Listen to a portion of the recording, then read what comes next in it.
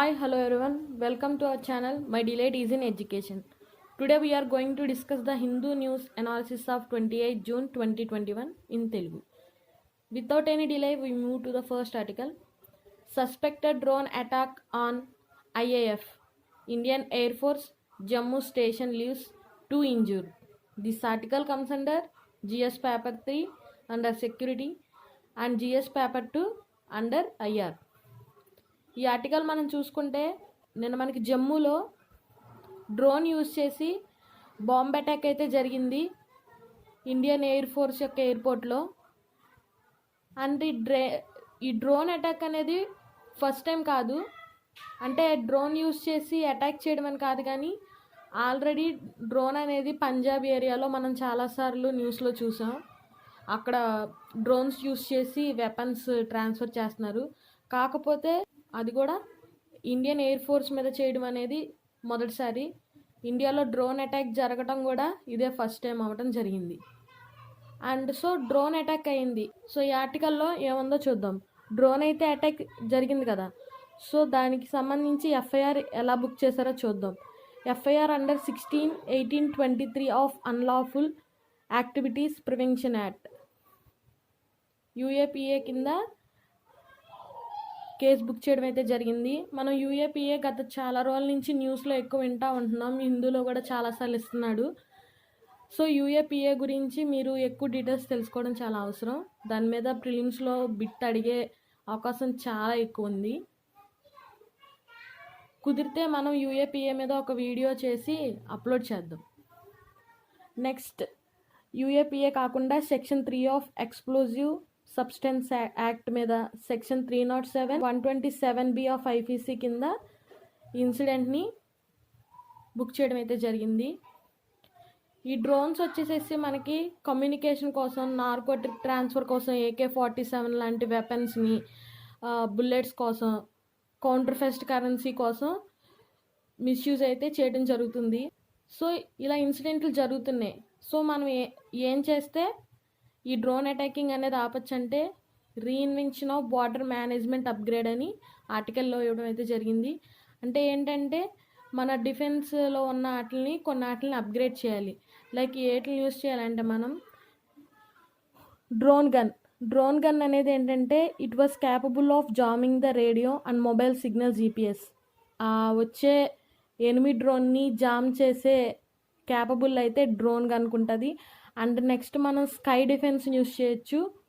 ఇదేంటంటే ఏ రేంజ్లో ఆ ఎనిమి యొక్క డ్రోన్ అనేది ఉన్నదనే దాని రేంజ్ని మనకి స్కై డిఫెన్స్ అనేది గుర్తించగలదు.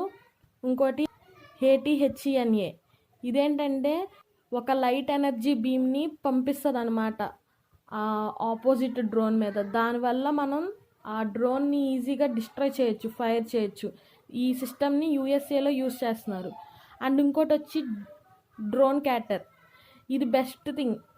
ఇదేంటంటే it will grab by net. అంటే ఏంటంటే ఆపోజిట్ డ్రోన్ మీద నెట్ వేసి అది మన దగ్గరికి డ్రాగ్ చేస్తుంది. దాని ద్వారా మనం ఆ డ్రోన్ నుంచి ఎవిడెన్స్ని కలెక్ట్ చేసి ఏ కంట్రీ మన మీదకి డ్రోన్స్ పంపిస్తుంది, అటాక్ చేస్తుంది అనేది మనం ఎవిడెన్స్ కలెక్ట్ చేసుకోవచ్చు ఈ డ్రోన్ క్యాటర్ ద్వారా. నెక్స్ట్, స్కైవాల్ 100 అనేది అంటే పారాషూట్ ద్వారా 100 మీటర్స్ అబౌవ్ డిస్టెన్స్లో 100 మీటర్స్ డిస్టెన్స్లో ఉన్నదాన్ని పారాషూట్ సహాయంతో మనకి భూమి మీద ల్యాండ్ చేస్తుంది. అప్పుడు కూడా మనం ఎవిడెన్స్ కలెక్ట్ చేసుకోవచ్చు. సో గవర్నమెంట్ ఆల్రెడీ ఏం స్టెప్స్ తీసుకుందో చూద్దాం. 2 separate bureau of police research and development on anti drone tech అనేది ఒకటి నిర్మించింది. Next, ministry of civil aviation appointed task force. So ఇంకా ఫ్యూచర్లో ఈ డ్రోన్ అటాక్స్ అనేవి చాలా ఎక్కువ అవ్వటం జరిగింది. ఎందుకంటే మనం బోర్డర్లో సెక్యూరిటీ చాలా స్ట్రిక్ట్గా ఉంటుంది. సో అలాంటి వాటిని తప్పించుకుని మనుషులు రావడం అనేది చాలా కష్టం. అందుకే ఇప్పుడు ఈ కొత్త టెక్నాలజీ యూజ్ చేసి ఈ డ్రోన్ అటాకింగ్ అయితే జరుగుతుంది. 5 months బ్యాకే ఆల్రెడీ న్యూస్లో రావటం జరిగింది. డ్రోన్ అటాక్స్ జరగచ్చేమోనని ముందు చర్యలు తీసుకోవాలనుకున్నారు, కానీ అనుకున్నట్టే ఈ డ్రోన్ అటాక్స్ అనేవి జరుగుతున్నాయి. This was regarding this article. Now we're moving to next article. For Mizoram students it's a struggle to catch the tower. This article comes under GS paper 2 under both education and governance. ఈ article చూసుకుంటే మనకి almost టైటిల్లోనే అర్థమైపోతుంది ఏంటంటే online classes కదా, స్టూడెంట్స్కి signals అందట్లేదు అది. And మిజోరాంనే స్పెసిఫిక్గా ఇక్కడ ఎందుకు చెప్పారనేది కూడా మనం డిస్కస్ చేద్దాం. ఫస్ట్ మనం ఈ టాపిక్ జనరల్ వ్యూలో చూద్దాం ఒకసారి. మిజోరాం దాకా వెళ్ళవసరలా ఈ నెట్వర్క్ ఇష్యూస్ గురించి. మనలోనే, మన చుట్టూ, మన ఫ్రెండ్స్ మధ్య, మన ఫ్యామిలీలోనే చూసుకోవచ్చు. మన ఫ్యామిలీస్లోనే మన చుట్టాల పిల్లలు ఆన్లైన్లో క్లాసెస్ వింటున్నారు. పోనీ మనం ఆన్లైన్లో ఏదన్నా చూస్తున్నాం. విలేజెస్లో చూసుకుంటే అసలు నెట్వర్క్ ఇష్యూస్ అంటే అసలు మామూలుగా ఉండదు. అక్కడ సిగ్నల్సే ఉండవు. కొంచెం మనం అర్బన్ ఏరియాస్కి కనుక వెళ్ళామనుకోండి, సిటీస్కి, అక్కడికి వెళ్ళేసరికి మనకి సిగ్నల్స్ బాగా వస్తాయి. మళ్ళీ విలేజ్లోకి వస్తే సిగ్నల్స్ ఉండవు. ఏంటి రూరల్లో, అర్బన్లో ఎందుకు ఇంత డిఫరెన్స్ వస్తుంది సిగ్నల్స్లో? ఎందుకు ఇంత వేరియేషన్? ఎందుకంటే మనం విలేజెస్లో చూసుకుంటే ఎక్కువ అగ్రేరియన్ బేసే ఉంటుంది. అందరూ ఎక్కువ ఫార్మర్స్, చెరువులు చూసుకునేవాళ్ళు, కూరగాయలు పండించేవాళ్ళు, కూరగాయలు అమ్ముకునేవాళ్ళు, వీళ్ళే ఎక్కువ ఉంటారు. మనకి చదువుకోవడానికి, ఉద్యోగం చేయడానికి అందరూ అర్బన్ ఏరియా, సిటీస్కి వెళ్ళిపోతూ ఉంటారు. సో ఇక్కడ మొబైల్స్ యూజ్ చేసేవాళ్ళు తక్కువ ఉంటారు. ఇక్కడ వాళ్ళకి ట్రాన్స్పరెన్సీ అనేది చాలా తక్కువ ఉంటుంది. ఈ గవర్నెన్స్ అనేది విలేజెస్లో, ఈ గవర్నెన్స్ యొక్క ఎఫెక్ట్ విలేజెస్లో చాలా తక్కువ ఉంటుంది. ట్రాన్స్పరెన్సీ కూడా చాలా తక్కువ ఉంటుంది. ఇప్పుడే ఎందుకు మాట్లాడుకుంటున్నాం ఈ టాపిక్ అంటే, ఈ కోవిడ్ టైంలో ఈ ఈ మొబైల్ ట్రాన్స్పరెన్సీ అనేది చాలా అవసరం అయిపోయింది. ఎందుకంటే అందరూ ఈ లాక్డౌన్స్ వల్ల స్కూల్స్, కంపెనీస్ అన్నీ షట్ డౌన్ అయిపోయి work from home, study from home అయిపోయింది, ప్రిపరేషన్ ఫ్రమ్ హోమ్ అయిపోయింది అందరికీ. అందరి ఏరియాస్ సిటీస్లోనే ఉండవు, విలేజెస్లో ఉంటాయి. ఇక్కడేమో అన్ని నెట్వర్క్ ఇష్యూస్ ఉంటాయి. సో ఇది మనం ఓవర్వ్యూగా చూసుకుంటే, ఇప్పుడు మిజోరాం గురించి ఎందుకు ఆర్టికల్ ఇచ్చారో చూద్దాం. మనం ఇండియాలో నార్త్ ఈస్ట్ సైడ్ చూసుకుంటే ట్రైబల్ ఏరియాస్ ఎక్కువ ఉంటాయి. ట్రైబల్ అంటే ఏంటి? వాళ్ళు ఎక్కువ హంటింగ్ అండ్ గ్యాదరింగ్ మీద, ఆ అడవిలో వచ్చే, ఆ ట్రైబల్ ఏరియాస్లో వచ్చే ఫుడ్ ఐటమ్స్ మీద ఆధారపడి ఉంటారు. సో వాళ్ళ యొక్క ఇన్కమ్ తక్కువ ఉంటుంది. అక్కడ వాళ్ళకి చదువుకునే ప్రాస్పెక్టివే చాలా తక్కువ, అందులో ఇన్కమ్ ఇంకా తక్కువ. అలాంటి వాళ్ళు ఇప్పుడు ఆన్లైన్ ఎడ్యుకేషన్ అనగానే వాళ్ళకి ఫస్ట్ ఫోన్స్ కొనుక్కోవడానికి, ల్యాప్టాప్లు కొనుక్కోవడానికి ఇన్కమ్ సరిపోదు. పొరపాటున 3-4 కలిసి షేరింగ్ చేసి కొనుక్కున్నారే అనుకోండి, సిగ్నల్స్ కోసం కొండలు, అడవులు, వాగులు, గుట్టలు దాటుకుంటే వెళ్ళాల్సి వస్తుంది. సిగ్నల్ ఇష్యూస్ అనేవి చాలా ఉన్నాయి. సిగ్నల్ ఇష్యూస్కి వన్ ఆఫ్ ద రీజన్ ఏంటంటే ఈ రోడ్ వైండింగు, న్యూ కన్స్ట్రక్షన్స్ ఇట్లాంటివి చేయటం వల్ల ఆ నెట్ ఫైబర్స్ అనేవి పాడైపోతున్నాయి. అందుకని ఇది ఒక మెయిన్ రీజన్. సో అక్కడ చిల్డ్రన్స్ అనేవాళ్ళు ఈ ఫోన్ షేరింగ్స్ అనేవి ఎక్కువ ఉంటాయి. అంటే 2-3 కలిసి కొనుక్కోవడం, ఫ్యామిలీలోనే 3-4 స్టూడెంట్స్ ఉంటే 3-4 కలిసి వాడుకోవడం. కరెక్ట్గా క్లాస్ టైంలో సిగ్నల్స్ కట్ అయిపోతాయి, అవసరమైన టైంలో సిగ్నల్స్ కట్ అయిపోతాయి. సిగ్నల్స్ కావాలంటే ఎక్కడికో వెళ్ళాలి, ట్రైబల్ ఏరియాస్ అయితే. సో అందుకని అక్కడ పిల్లలు చాలా ఇబ్బంది పడుతున్నారు అన్నమాట. ఈ నెట్ ఇష్యూస్ వల్ల ఏంటి ఎక్కువ ఎఫెక్ట్ అంటే, చిల్డ్రన్ ఎబిలిటీ ఆఫ్ లెర్నింగ్ అనేది చాలా తగ్గిపోతుంది, ఇంపాక్ట్ పడిపోతుంది చిల్డ్రన్ లెర్నింగ్ మీద, వాళ్ళు ఆన్లైన్లో సరిగ్గా వినలేక. ఇంకా మనం ఈ టాపిక్లో చూసుకుంటే వాళ్ళు డిజిటల్ డివైడ్ గురించి చెప్పడం అయితే జరిగింది. డిజిటల్ డివైజ్ అంటే మనం మొన్న ఒక ఆర్టికల్ చూసాం, ఇంటర్నెట్ యాక్సెసింగ్ మీద జెండర్ బయాస్ అనేది. అలానే డిజిటల్ డివైడ్ అంటే ఏంటంటే, ఒక ప్రాంతం నుంచి ఒక ప్రాంతంకి, ఒక పర్సన్ టు ఒక పర్సన్ డిజిటల్ యూసేజ్లో డిఫరెన్స్ రావటం అన్నమాట. అందరి దగ్గర మొబైల్స్ ఉంటే నెట్ యూజ్ చేసుకునే డబ్బులు ఉండవు. అందరి దగ్గర నెట్ యూజ్ చేసుకునే డబ్బులు ఉంటే కొంతమంది దగ్గర సిగ్నల్స్ ఉంటాయి, కొంతమంది దగ్గర సిగ్నల్స్ ఉండవు. ఇదే డిజిటల్ డివైడ్ కింద వస్తుంది. Person to person, place to ప్లేసే కాదు, ఇది కంట్రీ టు కంట్రీ కూడా ఉంటుంది. లైక్ ఇండస్ట్రియల్గా డెవలప్ అయిన కంట్రీస్కి, ఇండస్ట్రియల్గా డెవలప్ అవ్వని కంట్రీస్ మధ్య కూడా డిజిటల్ డివైడ్ అనేది ఉండటం మనం చూస్తాం. ఇంకా ఈ టాపిక్ ఎందుకు ఎంత ఇంపార్టెంట్ అంటే, మనకి ఈ కోవిడ్ టైంలో ఈ online work from home, work from learning from home ఇవన్నీ ఎక్కువైపోయినాయి. కాబట్టి ఈ ఆర్టికల్ మనకి హిందూలో ఇవ్వడం జరిగింది. అండ్ ఇప్పుడు అందరికీ ఇది ఒక బేసిక్ నెససరీ. ఇంటర్నెట్ యాక్సెసింగ్ అనేది బేసిక్ నెససరీ. ఎలాంటి ఇన్ఫర్మేషన్ అయినా మనకి నెట్లో ఈజీగా దొరుకుతుంది. నెట్లోనే చూసుకోవాలి కూడా. సోషల్ డిస్టెన్సింగ్ మెయింటైన్ చేయాలన్నా ఇంకా ఫర్ ఎగ్జాంపుల్ మనకి చూసుకుంటే మన విలేజెస్కి కొన్ని ఏరియాస్కి, రిమోట్ ఏరియాస్కి డెలివరీ సిస్టమ్ ఉండదు, ట్రాన్స్పోర్ట్ ఉండదు. ఎందుకంటే అక్కడ నెట్ పనిచేయదు. నెట్ ఇష్యూస్ వల్ల అక్కడికి మనకి డెలివరీ ఫెసిలిటీస్ అనేవి ఉండవు. ఇంకా ఎగ్జాంపుల్స్ చూసుకుంటే మనం అసలు కొన్ని ఏరియాస్ అయితే మనకి గూగుల్ మ్యాప్స్లో చూపించదు కూడా. అలాంటి ఏరియాస్ కూడా ఉన్నాయి. సో ఇదేంటంటే ఈ డిజిటల్ డివైడ్ అనేది తగ్గించి దీని నెససరీ యాక్షన్స్ తీసుకుంటే ఈ ప్రాబ్లం అనేది మనం రిజాల్వ్ చేయొచ్చు. This was regarding this article. Now we're moving to next article. Delta variant cases rise in Bhutan. This article comes under GS paper 2 regarding international relations and health. Delta variant ఈ ఆర్టికల్లో చూసుకుంటే delta variant గురించి and Bhutan ఎలా succeed అయింది delta variant నుంచి అని ఈ ఆర్టికల్లో చూస్తాం.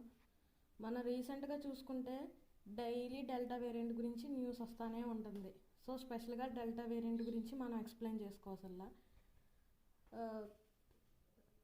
డెల్టా వేరియంట్ అనేది డబుల్ మ్యుటేషన్ ద్వారా వచ్చిన వేరియంటే డెల్టా వేరియంట్. మనకి రీసెంట్గా భూటాన్ హెల్త్ మినిస్టర్ చెప్పడం అయితే జరిగింది. Number of cases of delta variant from towns which are bordering to India has been rising. అంటే ఇక్కడ ఏంటంటే మనకి భూటాన్ ఇండియా బార్డర్కి ఉంది కదా, మన నుంచి డెల్టా వేరియంట్ అనేది బార్డర్ ద్వారా భూటాన్లో డెల్టా వేరియంట్ యొక్క cases, number of cases increase అవుతూ ఉన్నాయి. బట్ ఇక్కడ ఎందుకు మనం న్యూస్లో చెప్పుకుంటున్నాం అంటే మోర్ దాన్ 200 కేసెస్ రికార్డ్ అవుతున్నా ఒకళ్ళ మట్టుకే చనిపోయారు. అంటే అది సక్సెస్ అయినట్టే కదా డెల్టా వేరియంట్ మీద. ఎలా సక్సెస్ అయిందో తెలుసుకుందాం. ఈ వ్యాక్సిన్ యొక్క షార్టేజ్ వల్ల ఇండియా అనేది వేరే కంట్రీస్కి వ్యాక్సిన్ని ఎక్స్పోర్ట్ చేయడం ఆపేసింది. సో భూటాన్కి కూడా ఆపేసింది. అందుకని భూటాన్ ఏం చేసిందంటే ఇంకో 16 కంట్రీస్తో రిలేషన్ పెట్టుకుని వ్యాక్సిన్ తెప్పించుకుని వ్యాక్సిన్ వేయించడం అయితే జరుగుతుంది. First thing. అండ్ ఇంకో స్టెప్ ఏం ఫాలో అవుతుందంటే నాన్ ఫార్మాసిటికల్ సొల్యూషన్స్. అంటే మెడిసిన్ కాకుండా ఎలాంటి సొల్యూషన్స్ అంటే అందరూ మాస్క్ వేసుకునేలాగా చేస్తుంది, అందరూ హ్యాండ్ శానిటైజేషన్ వాడేలా చేస్తుంది. ఇలా ఎలా చేస్తుందంటే ఆ కింగ్ ఆఫ్ భూటాన్, ఆ భూటాన్ యొక్క కింగ్, భూటాన్స్కి ఇప్పటికీ కింగ్సే ఉన్నారు, ప్రైమ్ మినిస్టర్ ప్రెసిడెంట్స్ కాదు, కింగ్సే ఉంటారు. ఆ భూటాన్ యొక్క కింగ్ తనంత తాను క్యాంపెయిన్ చేశారనమాట ఫేస్ మాస్క్స్ గురించి, శానిటైజేషన్ గురించి. అండ్ ఇంకా చూసుకుంటే మనం ప్రజెంట్ అయితే ఎక్స్పోర్ట్స్ ఆపేసింది, కానీ అంతకుముందు ఇండియా వ్యాక్సిన్ మైత్రి అనే నేమ్ ద్వారా ఇండియా నుంచి 5,50,500 కోవిషీల్డ్ డోసెస్ని పంపించింది భూటాన్కి. దాని ద్వారా ఆల్మోస్ట్ అప్పటికే 93% అడల్ట్స్ పాపులేషన్ అనేవాళ్ళు ఆల్రెడీ వ్యాక్సినేట్ అయ్యి ఉన్నారు. అండ్ ఇది కూడా ఇప్పుడు 16 కంట్రీస్ నుంచి వ్యాక్సినేషన్ తెచ్చుకుంటుంది. అండ్ నాన్ ఫార్మాసిటికల్ సొల్యూషన్స్ని కూడా బాగా పాటించడం వల్ల అక్కడ కేసెస్ ఎంత ఇంక్రీజ్ అయినా కూడా వాళ్ళ ఇమ్యూనిటీ, వాళ్ళ జాగ్రత్తల వల్ల అది డిక్రీజ్ అవుతుంది. ఇది మనం ఈ ఆర్టికల్లో ఉన్న మ్యాటర్. మనం కూడా అవన్నీ ఫాలో అవుతే మన బాధ్యత ప్రకారం మాస్క్ పెట్టుకుని హ్యాండ్ శానిటైజర్ వాడి సోషల్ డిస్టెన్స్ అని మెయింటైన్ చేసి మంచి యాంటీబాడీస్ పెరిగే ఫుడ్ తింటే, రెసిస్టెన్స్ పెరిగే ఫుడ్ తింటే మనం కూడా కంట్రోల్ చేయొచ్చు. This was regarding this article. Now we're moving to next article. Nuclear site images won't be shared with IAEA, Iran. This article comes under GS paper 2 regarding IR, International Relations. ఇక్కడ మనం చూసుకుంటే IAEA అంటే international atomic energy agency. రీసెంట్గా మనకి Iran speaker వచ్చి చెప్పడం అయితే జరిగింది. ఇరాన్ సైట్స్ అండ్ టెహరాన్లో ఉన్న సైట్స్ ఒక ఇమేజెస్ IAEAకి ఇక మీదట ఇవ్వబోవటం జరగదు, ఎందుకంటే అది చేసుకున్న అగ్రిమెంట్ అనేది అయిపోయింది అని చెప్పడం అయితే జరిగింది. అసలు ఏం అగ్రిమెంట్, ఏం జరిగిందో చూద్దాం ఈ ఆర్టికల్లో ఏం రాసిందంటే.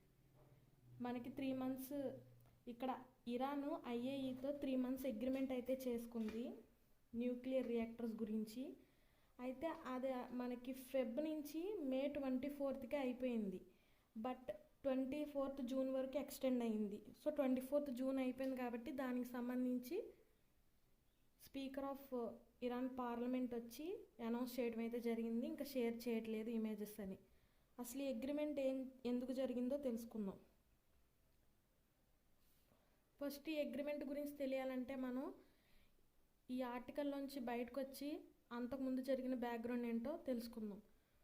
2015లో ఇరాన్ న్యూక్లియర్ అగ్రిమెంట్ అని ఒకటి జరిగింది, JCPOA అని, ఒక 5 కంట్రీస్తో. ఇరాన్కి ఒక 5 కంట్రీస్కి కలిసి న్యూక్లియర్ డీల్ అనేది జరిగింది. ఆ డీల్ ప్రకారం ఏంటంటే ఇరాన్ మీద అప్పటికి గ్లోబల్ ట్రేడ్ అనేది తగ్గించేసింది అనమాట. వేరే కంట్రీస్ ఇరాన్తో ట్రేడ్ చేయడం మానేసినాయి. దాని మీద చాలా శాంక్షన్స్ అయితే విధించడం జరిగింది. సో ఆ కంట్రీస్ అన్ని శాంక్షన్స్ తీసేసి గ్లోబల్ ట్రేడ్ జరుపుతామని చెప్పారని ఇది అగ్రిమెంట్కి ఒప్పుకుంది. ఆ అగ్రిమెంట్లో ఏంటంటే యురేనియంని ఎక్కువగా యూజ్ చేయకూడదు అండ్ స్మాల్ యురేనియం ఎన్రిచ్మెంట్ అనేది ఆపేయాలి అని చెప్పింది. అండ్ దాని యొక్క హెవీ వాటర్ రియాక్టర్ని రీడిజైన్ చేయమంది. ఎందుకంటే అందులో ప్లూటోనియం అనే మెటీరియల్ ఎక్కువ వాడుతున్నారు.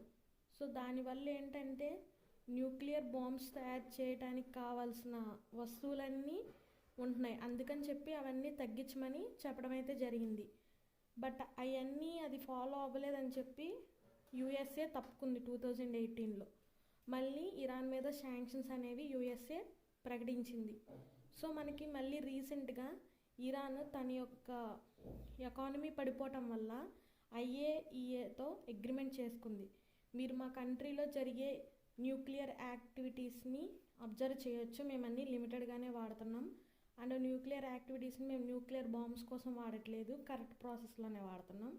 మా న్యూక్లియర్ ప్రాసెస్ యొక్క యాక్సెస్ మీకు ఇస్తాము, ఇమేజెస్ కూడా మీకు ఇస్తాము, మీరు అబ్జర్వ్ చేయండి అని చెప్పడం అయితే జరిగింది. దానికి సంబంధించి అగ్రిమెంట్ టైం అయిపోయింది. అందుకనే ఇరాన్ స్పీకర్ వచ్చి అనౌన్స్మెంట్ చేశారు. ఇది ఈ ఆర్టికల్ యొక్క gist. Now we're moving to next article, caution and optimism. This was an editorial page. This article comes under GS paper 2 regarding health. ఈ ఆర్టికల్లో చూసుకుంటే 3rd వేవ్ గురించి అయితే చెప్పడం జరిగింది. మనం ఆల్రెడీ లాస్ట్ ఆర్టికల్లో చూసాం భూటాన్ ఎలాంటి ప్రికాషన్స్ తీసుకుందనేది.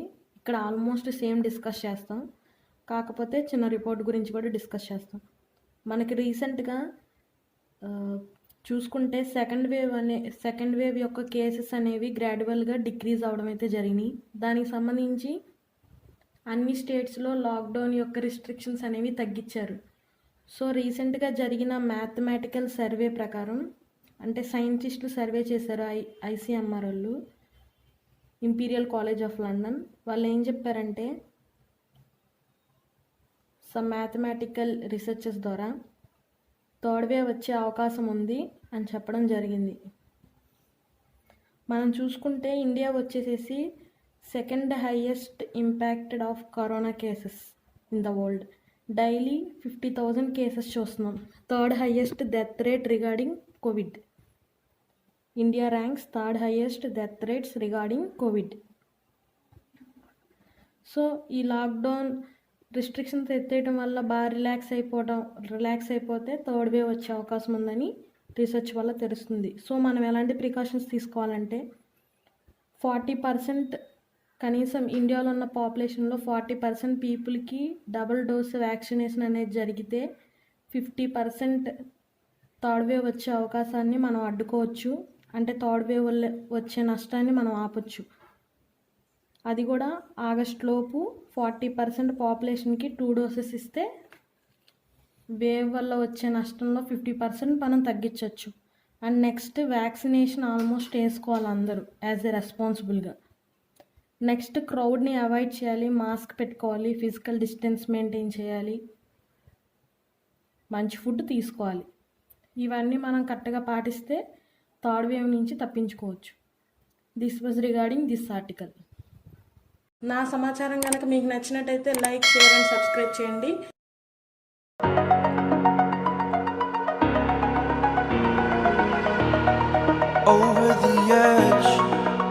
like I'm floating